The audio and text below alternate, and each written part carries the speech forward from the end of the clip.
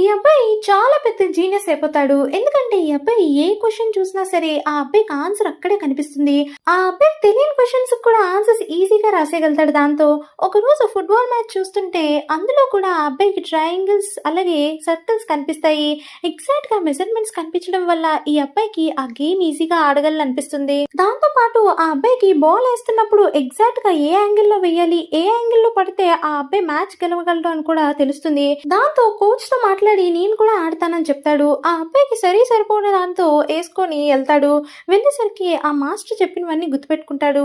అప్పుడు ఆ అబ్బాయి దగ్గరికి బాల్ వస్తుంది. బాల్ రాగానే ఆ అబ్బాయి ఎవరైతే ముందు రన్ చేస్తున్నారో ఆ అబ్బాయి మెజర్మెంట్స్ అన్ని చూసుకుంటాడు. ఆ అబ్బాయి స్పీడ్ కూడా క్యాలిక్యులేట్ చేసుకొని ఇసురుదాం అనే లోపు యాంగిల్ కూడా తనకు చూపిస్తుంది. ఎగ్జాక్ట్ గా యాంగిల్ పెట్టి ఇసురుతాడు. దాంతో అటు సైడ్ ఉన్న అబ్బాయి స్పీడ్ కి మ్యాచ్ అయ్యి ఆ యాంగిల్ కరెక్ట్ గా వెళ్ళి ఆ బాల్ ఆ అబ్బాయి చేతిలో పడుతుంది. అప్పుడు ఆ అబ్బాయి ఈజీగా వెళ్ళి ఆ మ్యాచ్ ని ఈజీగా వాళ్ళు గెలిచిస్తారు. దాంతో కోచ్ కూడా చాలా ఇంప్రెస్ అయిపోతాడు. నువ్వు చాలా అంటే చాలా బాగా ఆడుతున్నావని. నిజానికి ఈ అబ్బాయికే కాదు వీళ్ళ ఫ్యామిలీ అంతటికీ కూడా ఒక్కొక్క సూపర్ పవర్ ఉంటుంది. సబ్స్క్రైబ్.